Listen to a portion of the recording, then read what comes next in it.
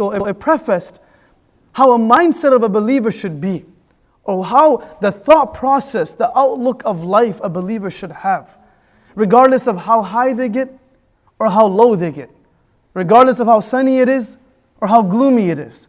How do I create a mindset that allows me to traverse past those thoughts and through those thoughts and get to that sunset? How do I look beyond the struggle? How do I look beyond the darkness? One is to talk about a moment. One is to talk about an action. One is to talk about an experience. All of these are important. But one is to speak about a mindset. And Allah subhanahu wa ta'ala teaches us the mindset that the Prophet ﷺ was encouraged to have in order for him to continue the struggle of the life that he was to live. And this story takes place in the first few years of Nabuwah. And some would say it is from amongst the first 5 surahs that were revealed. Last week you guys spoke about Surah Qalam. Amongst the first 5 surahs that were revealed was this chapter.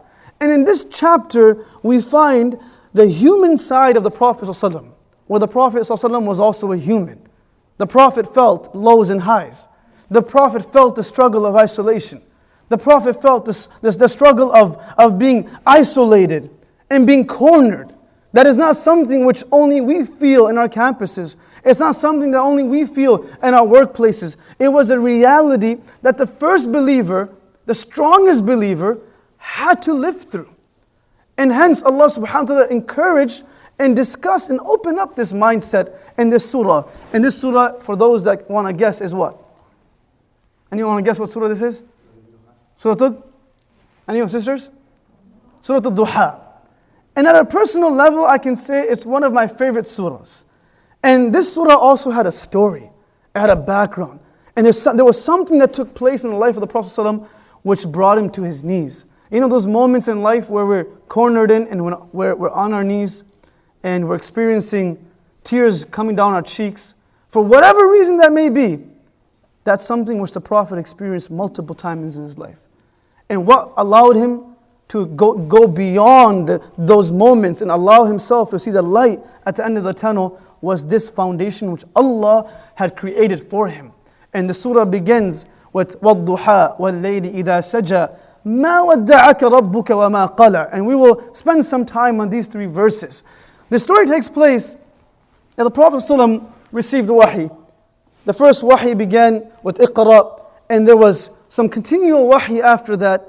But then some Mufassirun say for 6 months, for a span of 6 months, there is no what? No wahi. No communication with his Creator.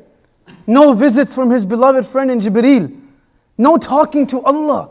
Imagine you start a relationship, right? And you meet your spouse or you meet your mother or father after many years, and you're finally reunited. You're allowed to have one conversation. And after that one conversation, there's nothing but quiet and silence.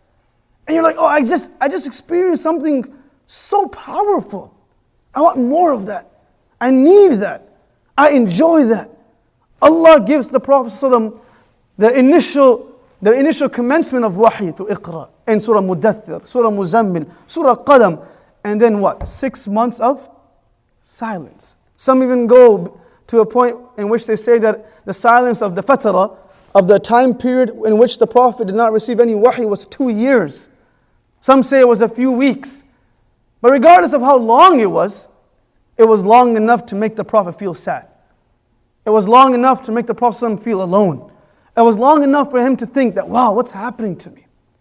And the narration goes by Jundub ibn Abdullah, where he says that this surah was revealed during this time of no wahi coming down to the Prophet ﷺ.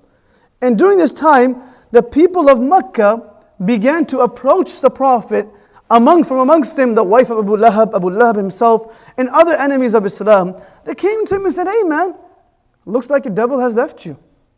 Right? That devil that you were talking, na'udhu billahi min dhalik, looks like that person left you. Others came and said, oh, that person that came to tell you to do all these things, what happened? They're gone? Nothing, there's no communication anymore? وَدَّعَكَ رَبُّكَ. Your Lord has let you go. You're alone now. You're on a free fall, brother. You're all alone, sister. There's no one here that supports you. These were the sentiments that the Prophet also experienced, right? And similar sentiments are experienced by us. That there's no one like us in our workplace. There's no one like us where we study. There's no one like us amongst our isolated community.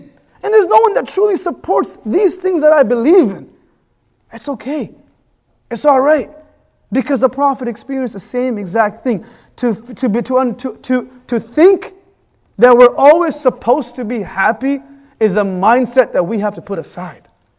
And to understand that the reality of life, how Imam Ghazali rahimahullah, the giant, the classical scholar would say, that the reality of life, aslu dunya al-bala, that the reality of life is truly difficulty. If we were to look at the Quran and within the prophetic tradition, and if we were to attempt to take out and derive one word, just one word, that could summarize life in its complete essence, just one word, it wouldn't be hard for us to recognize that that one word is a word that Allah continuously uses Himself in the word of bala. الَّذِي خَلَقَ الْمَوْتَ وَالْحَيَاةَ لِيَبْلُوَكُمْ, to test you, to bring a test upon us. وَلَنَبْلُوَنَّكُمْ بِشَيْءٍ مِنَ الْخَوْفِ وَالْجُوعِ وَنَقَّصٍ مِنَ الْأَمْوَالِ وَالْأَنفُسِ وَالثَّمَرَاتِ. Allah uses this concept and He talks about it many times in the Quran, where the reality of life is difficulty, right? And it happens. So what happens when the Prophet is experiencing the first difficulty as a believer? The first time we start praying salat at work. The first time we decide to change the way we dress. Or the first time we decide to introduce ourselves as a believer to people. The first time that we're actually proud of what we wear and the way we speak and the way we inherently feel, rather than hoarding that internally and not exposing that to people because we're afraid of the words and the mockery that comes with it. That feeling was also felt by the Prophet ﷺ. And at that point, Allah revealed this surah beginning with a beautiful verse saying, وَالضُّحَى. وَالضُّحَى. And if we're to look into the depth of this word, where Allah says, I swear, it literally means, I swear by the morning light. Because the morning is associated to what? To ease and happiness. The morning is associated to joy. And the darkness of the night is associated to the whispers of the shaitan. The darkness of the night is associated towards the sorcery of magicians and hardships. Allah says, وَالضُّحَى. Oh Muhammad sallallahu alaihi wasallam, the light has come. There is light in your life. You have the light of Allah with you. نُورٌ عَلَى نُور يَهْدِ اللَّهُ لِنُورِهِ مَنْ يَشَاءُ. You have Allah's light with you. وَالضُّحَى. Don't worry, that darkness which you are staring directly at you, remember, الضُّحَى, light is coming to you. And some of us, you don't go and say that Allah says وَالضُّحَى, referring to the beauty of the Prophet's face. That nur on your face, وَالضُّحَى, I swear by the brightness that is radiant and brimming off your face. So beautiful. Don't let that light go away. Don't let that candle burn too much. Don't allow that light in your life to just be removed because of a single hardship. وَالضُّحَى, there is light in your life. There is happiness.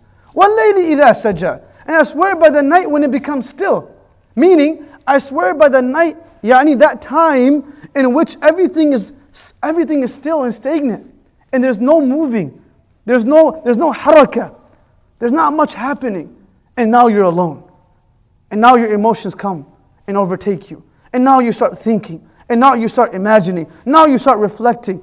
وَاللَّيْلِ إِذَا سَجَى, I want for you, O Muhammad sallallahu alaihi wasallam, that at that point of your life where there is absolutely nothing happening except for your thoughts eating up your brain. Because everyone has thoughts. The Prophet had thoughts too. The Prophet felt that my Allah has what? He gave me wahi. He told me I was a prophet. And He let me go. How could that be? The same way we think about it.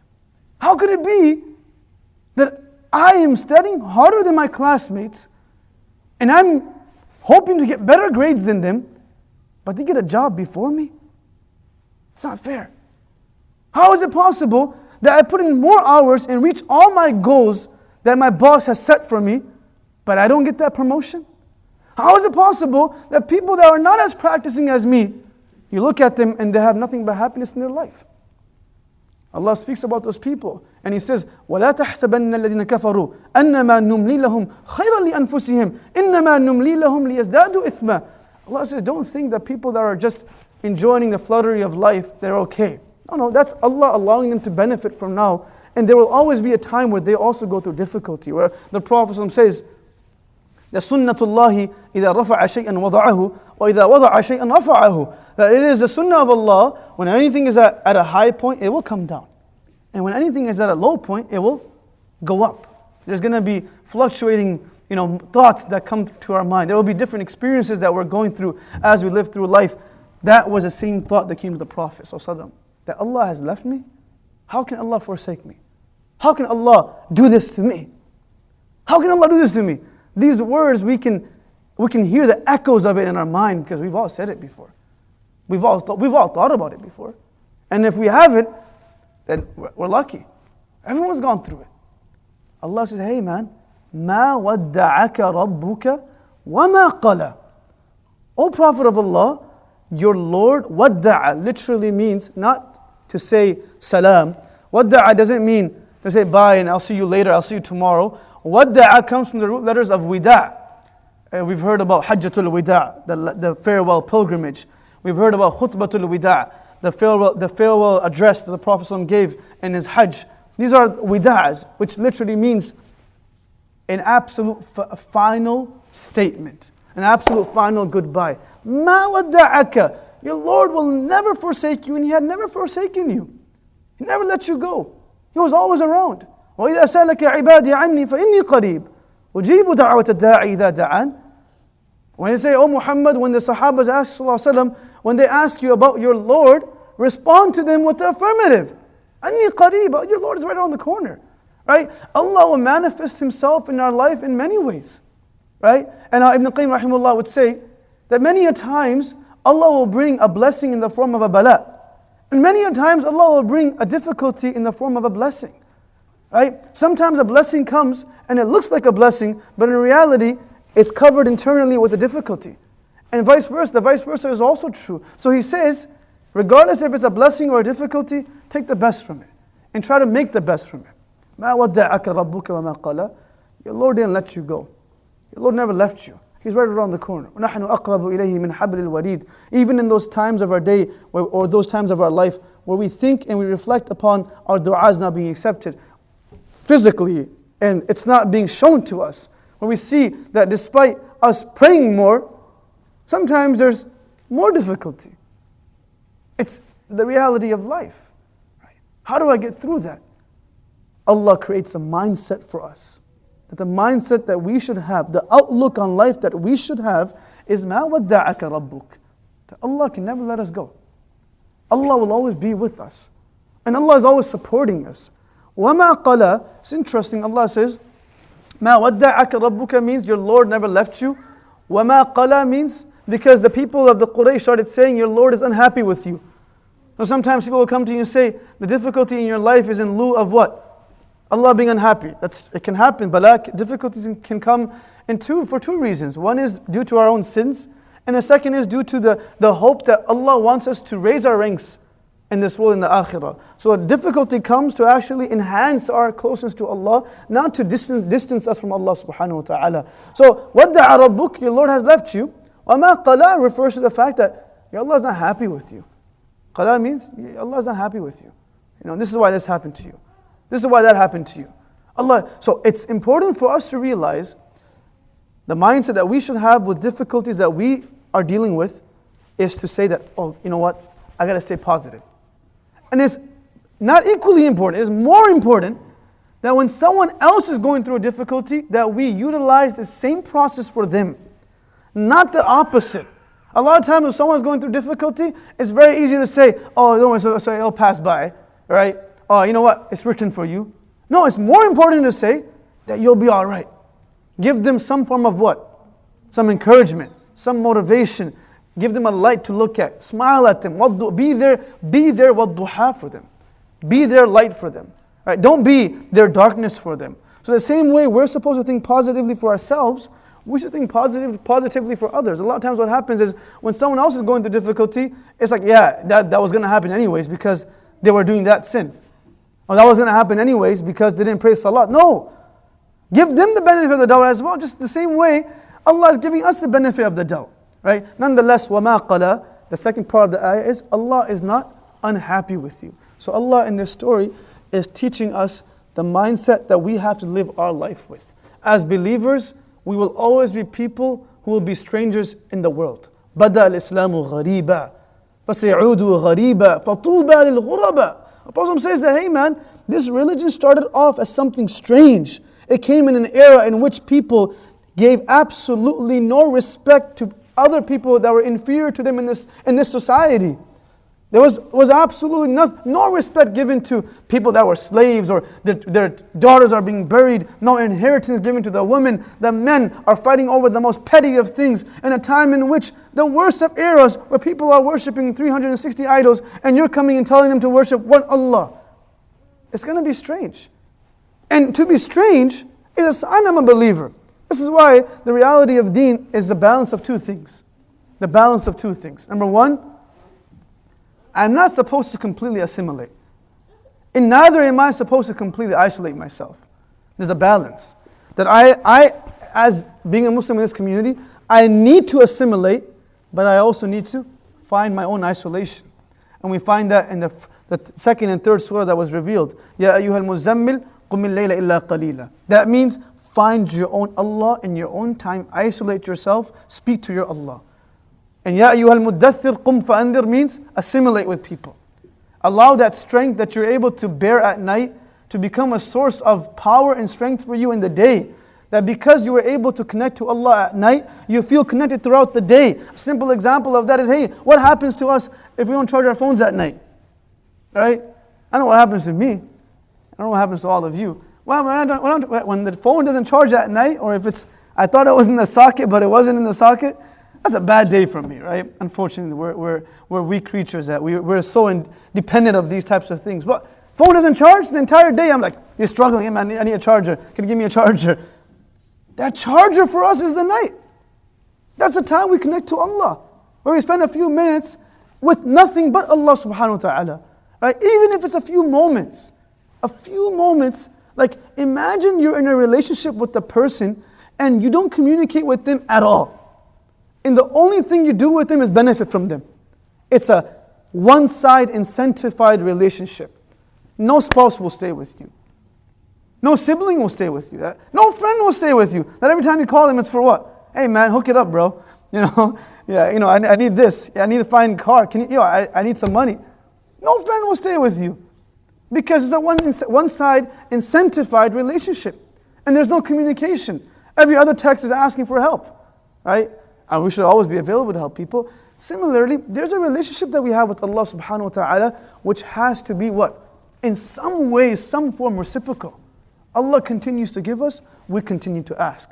Allah continues to help us, we continue to make sure we connect ourselves to Him at moments that no one else is around us. Those are moments that stay with us throughout the day. It's a power surge that we need during the difficulties of the entire day that we have. This is why Allah subhanahu wa ta'ala told the Prophet to isolate himself at night. This is why He told him. He told him, قُمِ اللَّيْلَ إِلَّا قَلِيلًا. And He continues a few verses and it comes to a point where He says, إِنَّ لَكَ فِي النَّهَارِ سَبْحًا طَوِيلًا. The Prophet of Allah, you need that time. Because in your day there's a lot of difficulty. There's a lot of running around. Sabha literally means to swim. You're swimming through waves. You know how difficult it is to swim when a wave is coming your way? Right? Like you think you know how to swim until you swim in the ocean. And you're like, oh wow, I didn't know how to swim. Remember that? Right? In Abu Dhabi, right? We came back from Hajj and our flight got delayed. And we had about 13 hours. So the fellow Hujjaj that were with me, I told them, you know what? We're not going to waste our time over here. We're going to find a place to jet ski. Right? In Abu Dhabi, we got a jet ski and the brother that was with me, I dropped him in the sea. And he thought he could swim, right? And when he started swimming against the waves, it wasn't that easy. Sabhan tawila. You're swimming against these waves. It's not easy. So in order for you to survive that swim, you make sure you dedicate some part of your alone time to Allah subhanahu wa ta'ala. You know, I find that nowadays more than before. I've never heard of this before, but I find this to be more predominant within our youngsters. This is my me time, right? I need my me time, right? I need my alone time.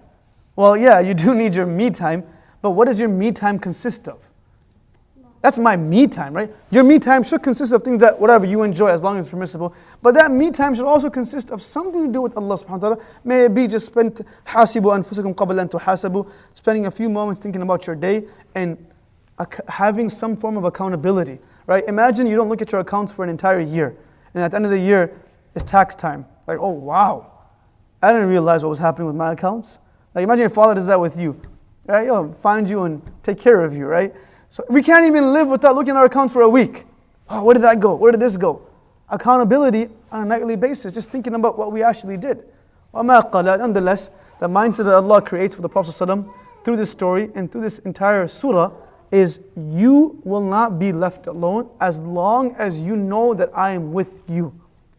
The condition of Allah's help being with us is that we don't lose hope in that help of Allah subhanahu wa ta'ala. Right? We know that He's there for us. The moment we start limiting Allah's help and confining His power, that's when it becomes confined for us. أَنَا مَا عَبْدِي ظَنِّي بِي, where the Prophet ﷺ relates in Hadith Qudsi where Allah says that I am with my slave as he perceives of me. If he thinks I can do it, then that's different. If he knows I can do it, then I'll do it for him. One is to say, Ya Allah, can you do this? One is to say, Ya Allah, please do this for me. There's a difference in the way we communicate with people whom we love. Right? We don't have to go through all the formalities. We go to Ya Allah, come on, hook it up, man. I really need some help over here. وَمَا قَلَى. And this foundation, dear brothers and sisters, I'm going to go on a quick rapid fire of a few stories from the Prophet's life where we understand this foundation, if it wasn't there, it would have been difficult for the Prophet ﷺ to allow himself to continue the struggle of being a prophet. Because the moment he became a prophet, to the last day of his life, there was the reality of La rahata ba'da al-yawm, there is no ease after today. That was a reality. Of course, we are not prophets, neither are we sahabas, but that same idea is going to be alive in our life in some form. That the moment we testify that we are believers, there will be something different. There will be some difficulty that comes with it, as there is with anything that is worth fighting for. So Allah says, أَحَسِبَ النَّاسُ أَن يُتْرَكُوا أَن يَقُولُوا آمَنَّا وَهُمْ لَا يُفْتَنُونَ. That is it possible that people can say they believe and they don't get tested? Is that something which is that a formula which is present within people? No, it's not possible. It does happen, and that test does come, but we are allowed to get through it because of these mindsets that the Prophet ﷺ was taught to create within himself. مَا وَدَّعَكَ رَبُّكَ وَمَا قَلَى was shown to the Prophet ﷺ in different levels of his life, in different moments of his life. And I'll go through a few moments where we can realize that this mindset was immensely important to him. We see in the life in Mecca, and we find that Allah subhanahu wa ta'ala didn't just say this and let it be. And every difficulty of the Prophet ﷺ, where he felt humiliated, where he felt, now the Prophet can never be disgraced because he is the greatest, he's Muhammad, he's the most praised. How can something which is the most praised ever become disgraced? But for the sake of the conversation, when he felt lowered in society, when he felt humiliated, at every moment of that, in every moment of his life that experience was present for him, Allah came and spoke on his behalf. Allah spoke on his behalf. We find that to be true in Surah Al-Kawthar. What happened in Surah Al-Kawthar? The Prophet ﷺ lost his beloved child in Qasim, few months old, the son of Khadija. The Prophet ﷺ is in grief. Khadija is crying for days. The struggle is continuous for them. This is a child that they lost. It doesn't matter who you are, how pious you are, the loss of a child cannot be, the burden of that is difficult for anyone. The Prophet loses Qasim. And then, within a few moments, his neighbor finds out. The neighbor of the Prophet was Abu Lahab. The wife of Abu Lahab finds out. And they start saying what? They start saying that Muhammad huwa abtar. Na'udhu billah. The Prophet ﷺ, he has no lineage. He cannot have children. Imagine, just think about this psychologically for a moment. Imagine a couple is struggling to have a child, right? And they're finally blessed with a child. And that happiness that's there for a few moments. And that happiness the family is enjoying, the spouse, the couple is enjoying.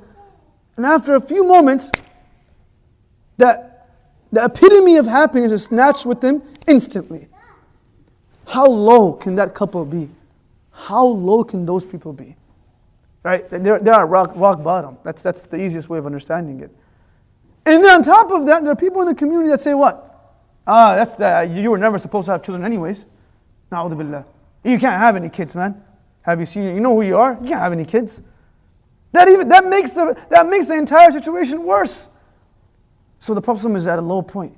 People are coming into the city, and the Prophet is being introduced to people from outside the city as abtar. This man, you know how we introduce people, oh, this guy's like this, or she's like that. He's being introduced to people from outside the city as, oh, that guy, he can't have kids. He's childless. Psychologically, he's torn. That's trauma. So Allah jumps in, and He says what? O Prophet of Allah, Inna a'tainaka al-kawthar. Stay positive. Stay positive. Wad-duha. There's light. Inna a'tainaka. We've given you al-kawthar. And al-kawthar doesn't just mean the stream of Jannah or the river outside of Jannah. Al-kawthar means from the root letters of kathura, kathir, the hyperbole version of it, which is we've given you an abundant amount of good. Don't think that just because I took one thing from you, I haven't done good for you. I've done so much for you. Creating a positive mindset. O Prophet of Allah. وَوَجَدْكَ ضَالًا فَهَدَى. We found you to be misguided and we guided you. We gave you guidance. We gave it to you. O Prophet of Allah. وَوَجَدْكَ عَائِلًا فَأَغْنَى. You had nothing and we gave you wealth. We gave you, you became self-sufficient. O Prophet of Allah. فَأَمَّا. You were an orphan. And we gave you some form of a shelter. We gave it to you. Don't think just because one thing is snatched from you, that refers to the entire relationship that we have with Allah subhanahu wa ta'ala. Just because one thing goes wrong, that does not denote the entire relationship that I have with Allah subhanahu wa ta'ala. It's very possible that what happens in Surah Kawthar, Inna a'atinaka al-Kawthar, O Prophet of Allah, yes, I took Qasim from you. I took him. Lillahi ma a'ta wa lillahi ma akhad. For Allah is what He gives and for Allah is what He takes. O Prophet, but we have given you a lot more than that. We have made you the greatest prophet. We have given you the best companions. We have given you the right and to be the first person to enter Jannah. أَعْطَيْنَاكَ الْكَوْثَرِ. We've given you so much. Kafi de diya. We've given you a lot. And don't just think about one thing, but rather create a positive mindset about all the other things that we have. And as for your enemy, who said that you are childless, إِنَّ شَانِئَكَ هُوَ الْأَبْتَرُ. Your enemy is the one that he will have no legacy. People that are believers, and perhaps a legacy is not learnt or known when a person is alive. A legacy is understood when people die and leave the world. You think Imam Bukhari was writing his book and he thought that every single person in the world will know his name? That's not what they thought. The legend was born when they left the world, because they did things with such sincerity that your legacy will remain even though you don't have the apparent factors and the apparent essential needs to continue your legacy, which is children. But your legacy will continue, and their legacy will never continue. Abata. That's one example. Another example in Mecca, where Abu Lahab's wife and Abu Lahab would speak about the Prophet ﷺ, and they would refer to the Prophet ﷺ by a person that is destroyed, and they would throw garbage and thorns in front of his pathway. And they would say, Tabban laka ya Muhammad. Abu Lahab said this twice in his life, that may you be destroyed, may you be perished. Once in the mountain of Safa, and secondly, when the Prophet invited his entire household to a da'wah, and he invited them towards Islam, he said it twice. Tabban laka. No one can speak to the Prophet like that. Nobody can speak. But the Prophet is told, وَإِنَّكَ لَعَلَىٰ خُلُقٍ عَظِيمٍ. You don't respond, because I got your back. We don't respond, because Allah has our back. Well, Allah says in Hadith Qudsi, مَنْ آذَى لِي وَلِيًّا فَقَدْ آذَنْتُهُ بِالْحَرْبِ. And this is not a hadith which is put into a corner. This is a hadith which is authentic. That whosoever harms a believer of mine, a friend, a wali is not just a friend. A wali is a close friend. You know what a wali is? For the sake of the example, wali is a person that you share your secrets with. That's a wali. Not a sadiq. Sadiq is a friend. Anyone can be a sadiq for us. Sahib is a companion. There are these different categories. Sadiq is a friend. Sahib is a companion. Right? And then wali is a close friend that you share your internal and hidden secrets with. And nobody else knows about except for that person. And then on top of that that's called wilaya. When a person has wilaya with Allah, they share their secrets with Allah subhanahu wa ta'ala, and Allah does the same with them. And then you have a higher level which perhaps we can't reach, which is khulla. Ibrahim alayhi salam was Khalilullah. And then the highest level is Habibullah, which is the Prophet ﷺ. But wilaya and being a wali can be a goal of life. Nonetheless, Allah says, whosoever harms a wali of mine, a person that actually shares the hidden secrets of their heart with me. And you know what? It's not hard to share secrets with people that know about you already. Who's the first person that you share a secret with? Your parents, your siblings. Right? You share secrets with people that you really know, because they already know you before you. You know, you'll come in and say, hey man, I'm struggling with, I already knew that, man. I already knew. I could tell by the way you walked in. I could tell by the way you opened up your mouth and spoke to me. I could tell instantly. Well, it's not hard to speak to those. Well, Allah already knew the secrets of our hearts before we even thought of saying them. يَعْلَمُ مَا تُخْفِي صُدُورُكُمْ. Allah knew what was hidden within the depths of our hearts. So let's talk to Allah about it. That's a wali. Allah says, whosoever harms that person, I will take care of those people. And we believe this. It's a reality of life. And I'm not going to speak too much about this, but if we harm people, at times a person can forgive us, but Allah still shows us an effect of that sin. It's not okay just to harm people and speak negative about people and ask them for forgiveness and they forgive us and life moves on, sunshine and dazzle. No, it does happen, and we find this within the prophetic tradition amongst people. I will not use any examples because we don't have enough time, where people harmed other individuals and those individuals forgave them, but Allah didn't like it. Allah didn't like it because you messed with my friend. Right? So it's not okay just to say things about people, oh, they'll forgive me anyways. What if Allah doesn't forgive you? Right? You have to go through both steps. Man aada li waliyan faqad adantu bil harb. Tabbat yada took place. They spoke negative about the Prophet. Allah revealed down, Tabbat yada abi lahab wa tab. That no, Allah's Prophet is not perished. Abu Lahab and his wife are perished. And we find that Abu Lahab, tabba means to deteriorate over a long period of time without having the power of helping yourself. Like you become helpless. Tabba doesn't mean instant death. Tabba means deterioration. So throughout Abu Lahab's last few months of his life, he had a disease which ate up his entire body. And when he passed away, there was no one around him. Forget that. When he passed away, not even his own sons were prepared to take his body to the grave. Can you imagine? They told slaves in the community of Mecca to tie his body with ropes and drag him on the streets of Mecca to a grave and dump him in. That's what you call Allah stepping up on their behalf. Tabba? You want to see tabba? That's tabba. You'll die alone. Your sons can't even stand at your graveyard. They can't even take you into your grave. That's tabba. Don't say that about my Prophet ﷺ. A mindset was being created to say positive regardless of what difficulty is going on. That look at inna atayna, look at wadduha. And these stories continue. When the time of Ta'if came, when the Prophet ﷺ was pelted with stones and he leaves Ta'if and he comes back, Allah subhanahu wa ta'ala he continued that same thought process of keeping the Prophet's mindset positive. How did he keep the Prophet's mindset positive? He gave him 3 things. After Ta'if, the Prophet was given 3 things to keep his mindset positive. And dear brothers and sisters, we know that we can't receive these as wahi, but the same effects are felt by people that are the friends of Allah. That despite the difficulty, they feel something, they feel some form of help, right? They feel some form of support through Allah subhanahu wa ta'ala. So Allah gave the Prophet 3 things after Ta'if. Number 1, He gave him, anyone? Ta'if. He gave him the Islam of the jinn. Okay, number 1. So the Islam of the jinn. The jinns became Muslims on the return journey from Ta'if. So the 10th year of Nabuwwah. Allah didn't stop there. Allah gave him what? Surah Yusuf. That you're going through a lot? Well, let me tell you about Yusuf. Yusuf, he almost got killed by his own brothers. He got thrown into jail for something he never did. And then his best friend forgot about him in jail. Right? This is his Yusuf. Don't worry, relax. You'll be all right. And the 3rd thing that he did was what? Gave him the blessed journey of Mi'raj, where he was able to actually meet Allah subhanahu wa ta'ala. So kept the positive mindset for the Prophet ﷺ. And this continued beyond Mecca. This wasn't only in Mecca. This thought process, this mindset continued beyond Mecca, even in Medina, even through the Hijrah. What happened in Hijrah? The Prophet ﷺ is where? In the cave of Thawr. What's going on, big guy? The Prophet ﷺ is in the cave of Thawr, and what's happening? People are walking above the mouth of the cave.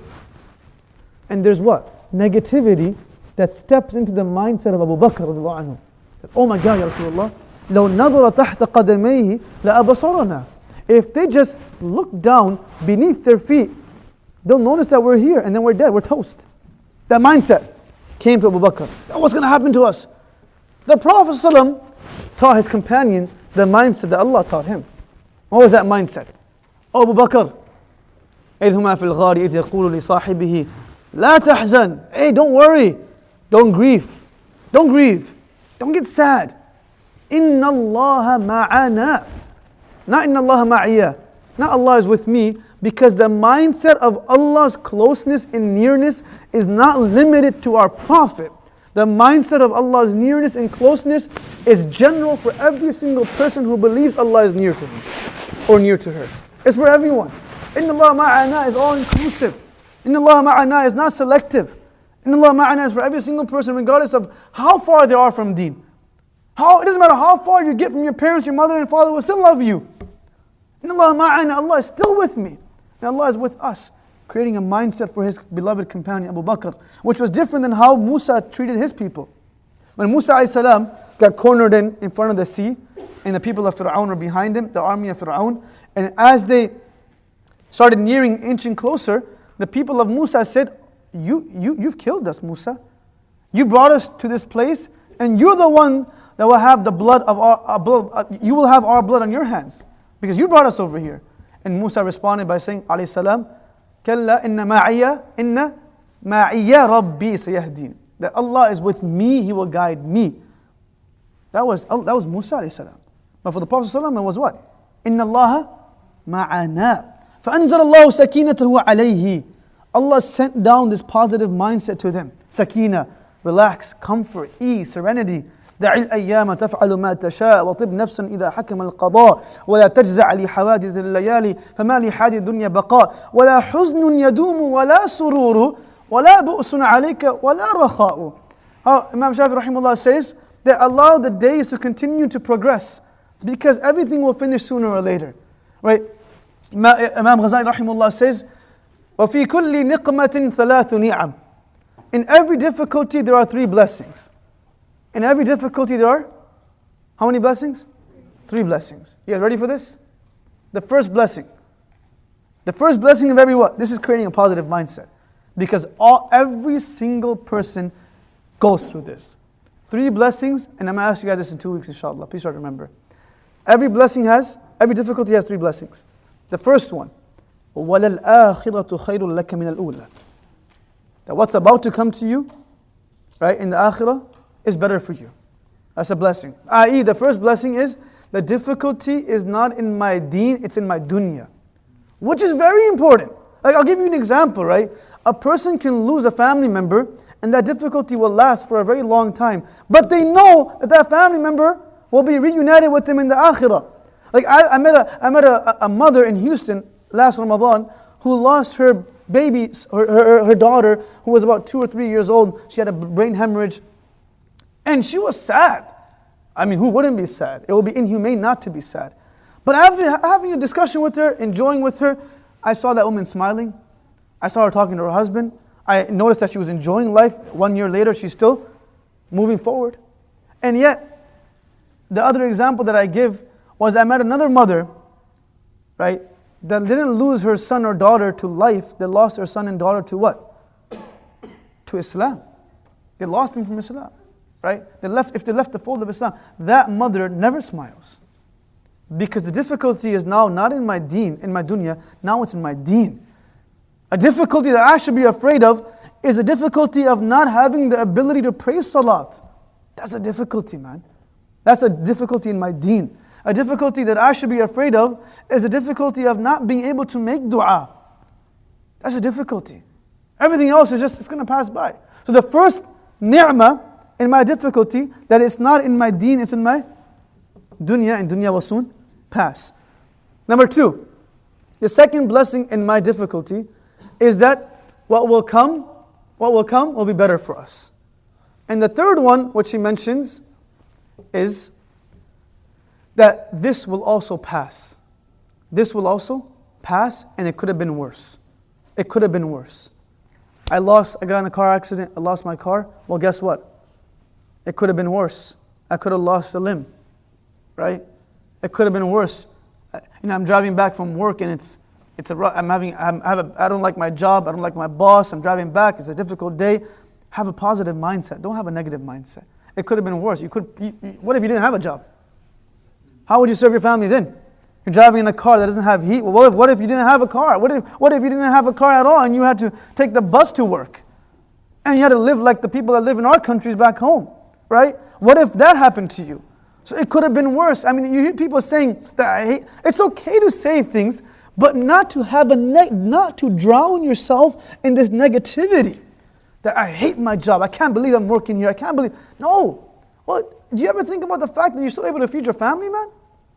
You ever think about the fact that you still have a brother or sister? Oh, I don't like it. Well, at least you have a sibling. You ever think about the fact that at least you have food? So it could have been worse. So 3 blessings in every difficulty. Number 1, it's in my dunya, not in my deen. Number 2, that this will soon pass. And number 3, it could have been worse. That's not psychology, man. That's Allah teaching us a mindset of positivity. Allah teaching us a mindset of always looking beyond that which is in front of us. Nonetheless, these stories of the Prophet ﷺ, again, difficulty, Allah brings ease, positive mind. And it wasn't, let me make this clear, it wasn't that the difficulty was met with ease. No. It wasn't that Qasim came back to life. It wasn't that Abu Lahab stopped making fun of him. It wasn't that hijrah became easy. It wasn't that difficulty was always met with ease. No, that's not what happened. That's easy. That's very easy to live with, right? That's not how it worked. Every difficulty brought a positive mindset from Allah to him. That even though you still don't have Qasim, you still have Allah. Even though I didn't give wahi to you for 6 months, don't worry, I'm still with you. Even though Abu Lahab is saying these things, I'll take care of him. So it wasn't that it was changed and flipped. It was the mindset was recreated. The mindset was reaffirmed. So don't think that every difficulty should always bring me ease right away. It's possible that difficulty continues for a long time and ease comes much later. But the mindset should always be positive. Well, I'll say 1 or 2 more stories and then we'll call it a day. The story of Hudaybiyah. You guys know the story of Hudaybiyah? What happened in Hudaybiyah? You guys know what the story of Hudaybiyah, which took place in the 7th year? In Nabu.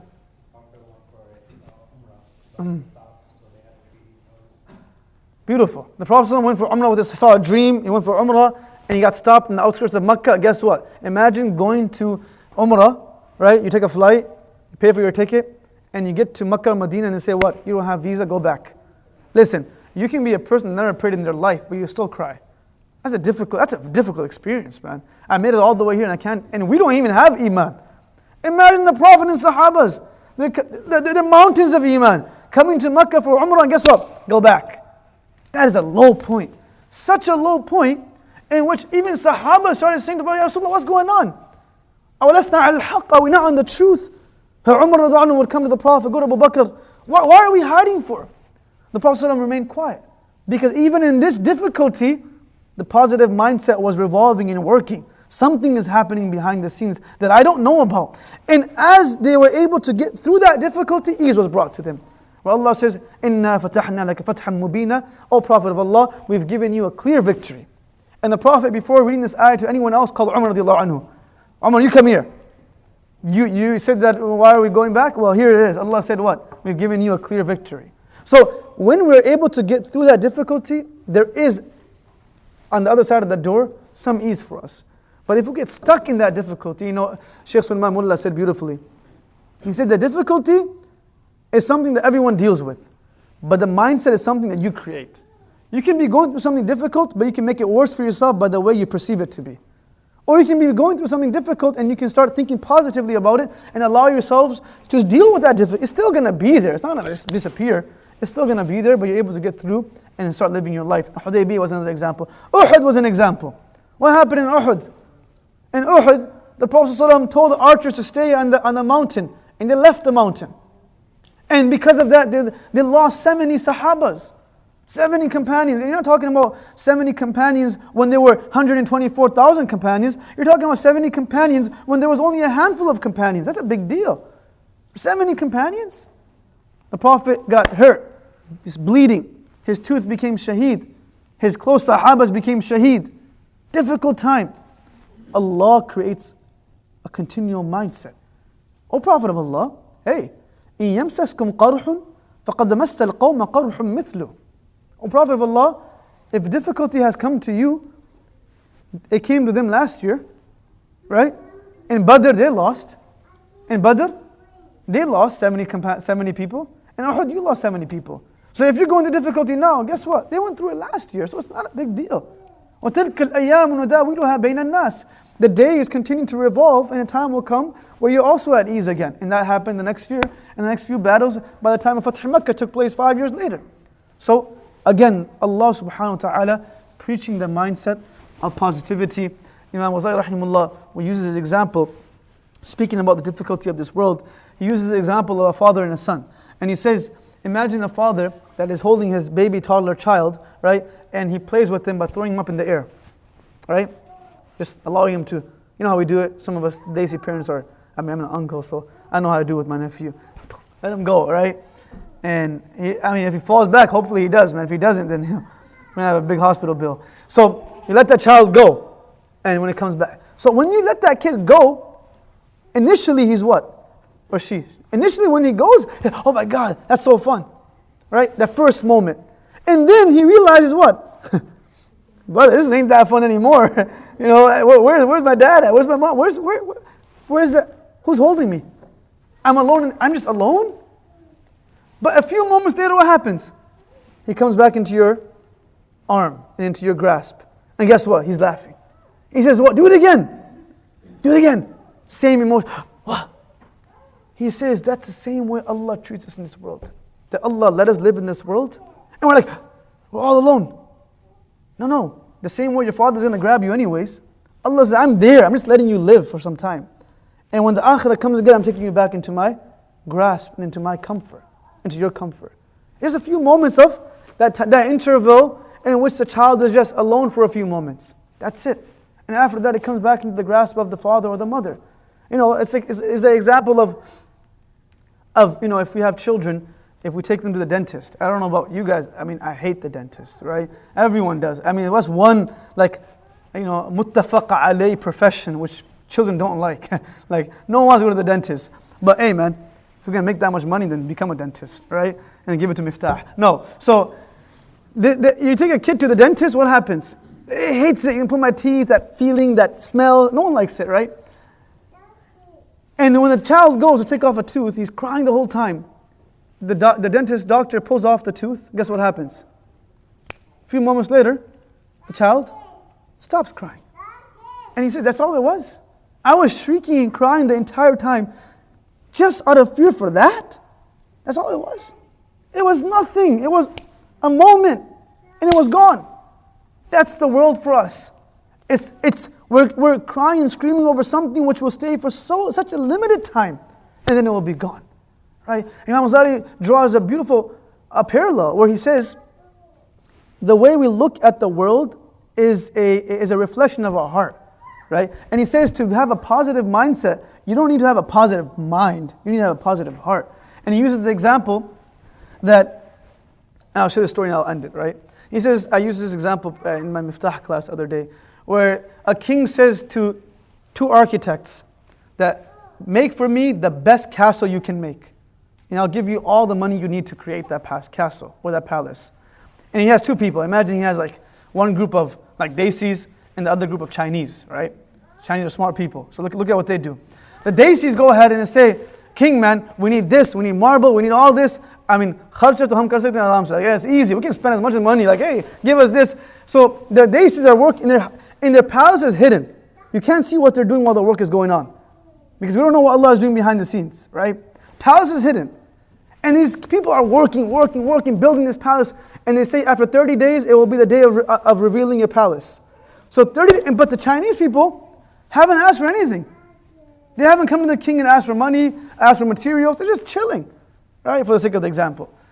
After 30 days, the Desis pull their cloth off their palace. Beautiful palace.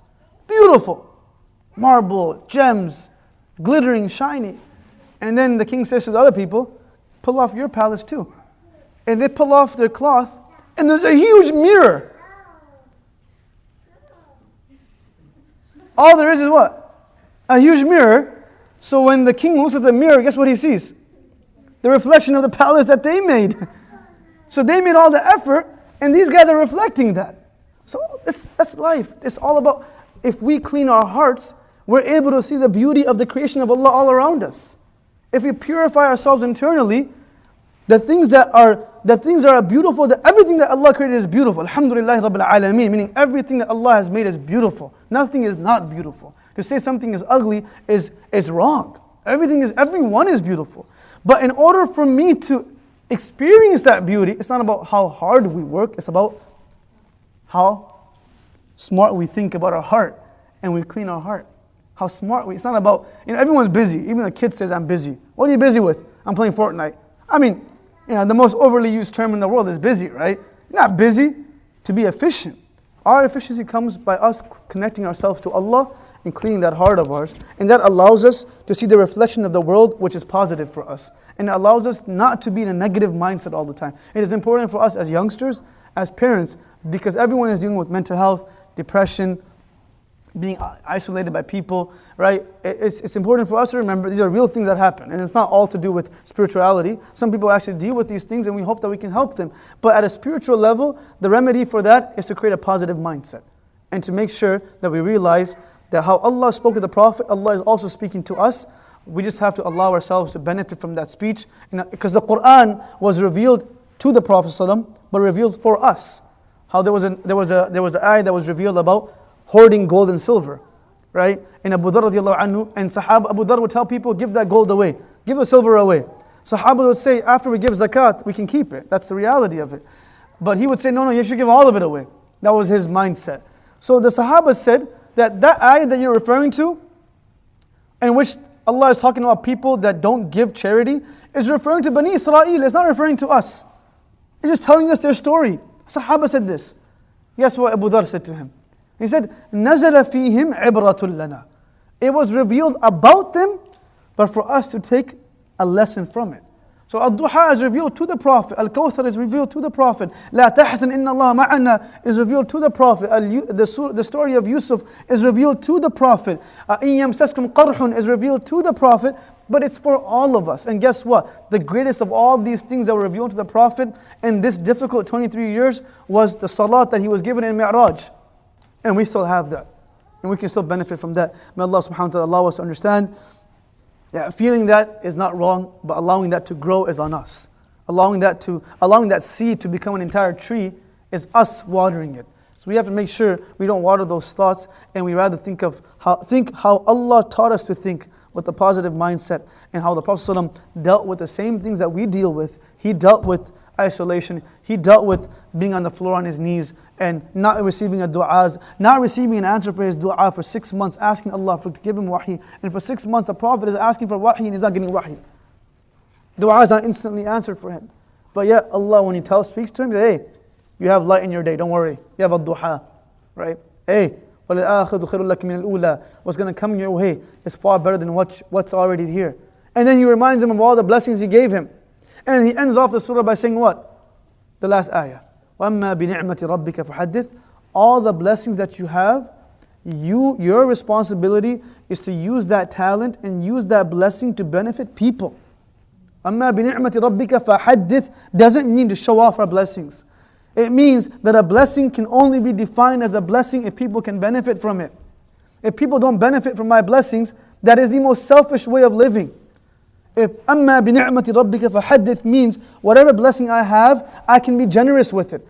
Rather, regardless if it's my time, my wealth, my smile, the way I look at people, I should allow people to benefit from my blessings and not hoard them for myself. And it's not that hard. It's a mindset. A blessing does not reduce or lose its power just because you share it with people. Rather, it gets enhanced. أَمَّا بِنِعْمَةِ رَبِّكَ فَحَدِّثْ. O Prophet of Allah, many people are thinking the same way as you, that Allah has left them. Many people are struggling with that same struggle. So now it's your job to take your blessings and allow people to benefit from that. And Ibn Qayyim rahimahullah would say that the greatest talent, the greatest usage of any talent or skill, and I'll end at this, the greatest usage of any talent or skill is that skill and talent can be used to bring someone closer to Allah subhanahu wa ta'ala. allow our talents to be used to bring people closer to Allah, because once they become close to Allah, all the other diseases and hardships will fall into place. It will be a domino effect. The domino effect starts with Allah being with us and not the opposite way. May Allah bless you all, and Jazakallah khair for coming once again. Wa akhu da'wana alhamdulillahi rabbil alameen.